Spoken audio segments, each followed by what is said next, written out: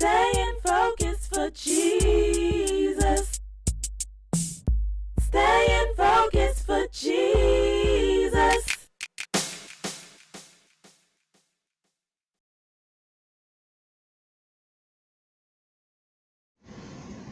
So here we are, me and my baby in the back seat, getting ready to go to his swim lessons. But before we go, because we still got like 30 minutes, so I got plenty of time to make a video. And I want to talk today about marriage. What brought this about was a beautiful billboard that I saw. It was a groom, or it was a man asking a woman to marry him, and it said, she said yes. And it had like a, you know, the beautiful ring. I'm not sure what company it was, but it was a that loud truck. It was a big billboard about, it was an advertisement for jewelry, you know, to get people to come and spend all this money on rings. And yes, this is my ring finger, and I don't have a ring. And that's because me and my husband, we don't really do rings. We don't care. It's like, if he buy me a ring, great. If he doesn't, great. Vice versa, if I buy him one, you know, it's not a big deal. It's not what makes a marriage. So that's why I'm making this video, because that billboard made me think about it. Like, we spend so much money on wedding and rings and dress and cake and invitations, the wedding reception, and all these things. All this money that we spend on the wedding, all this time and energy we invest into the wedding, but we don't invest nearly as much time and energy into our marriage, because we put so much focus on the wedding. The wedding is so short. The wedding is a few hours. You know, back in the day, wedding would be like a whole week long. Yeah, a week. Can you imagine? But now, you know, weddings today are, you know, a couple of hours, and then you're married for the rest of your life.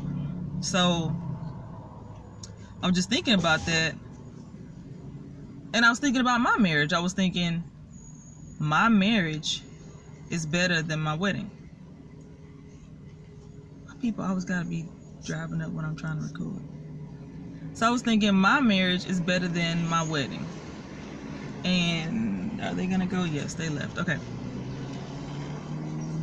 But a lot of people's weddings were better than their marriage. A lot of people can look back and say, oh man, my wedding was bomb. It was beautiful.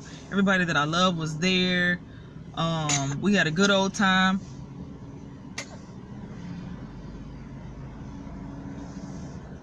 We had a good old time in my wedding, but my marriage is terrible. You know, my marriage, I wish my marriage was as good as my wedding. Well, I'm gonna say this, and you might already know it, but you know, sometimes things need to be said. The reason that my marriage to Kelson King is so great and so wonderful is because our marriage is built on the rock, Jesus Christ. Our marriage, the foundation of our marriage is Christ. The foundation of our marriage is not sex, it's not a good wedding, it's not David. You know, some people's, you know, marriage, they saying they stay together for the kids. You know, it's the kids is the glue. You know, once the kids are grown, or, you know, of age, you know, hey, we're gonna go our separate ways. Or, you know, once the sex ain't about nothing, you know, why am I here? You know, so when your foundation is Christ, Christ is always number one. He's always right. He's always perfect. He's always true. So you don't have to worry about that wavering. You know, so as long as he is that for you, you're saved, you're born again, and Christ is number one for you, his word and everything that he says in his word is true for you, and it's number one for you and for your spouse, then your marriage won't be wavering. It won't be getting tossed to and fro. It won't be on the rocks, because your marriage will be built on the rock. So when your marriage is built on the rock, then you won't ever be on the rocks. And I'm saying that I've only been married for 2 years. Like, we literally just had our 2-year anniversary last week before last. Yeah, about 2 weeks ago.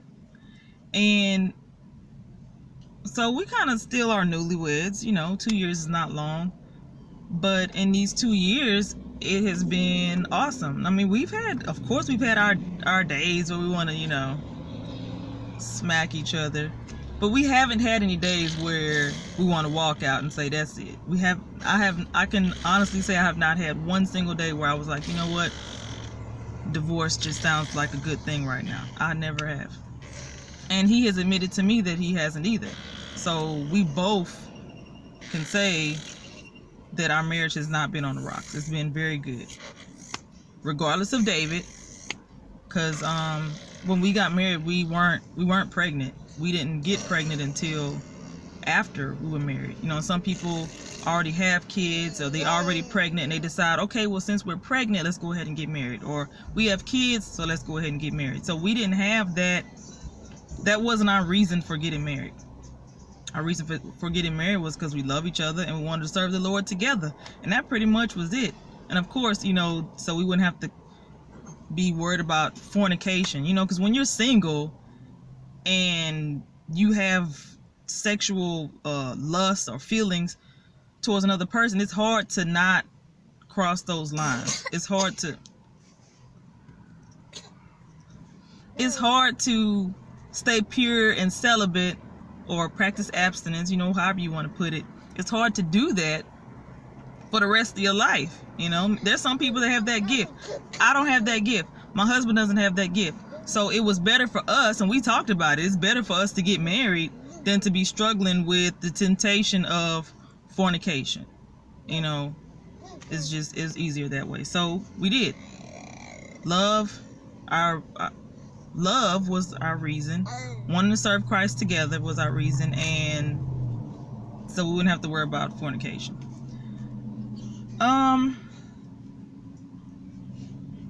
Yeah, and so I believe that makes it better when you don't have other things like, oh, we got married because the kids, or we got married because we've been together for so long, we might as well do it. Like, those are not good reasons, because you end up heartbroken. You end up mad, like, why is it not working? But was it working before? David.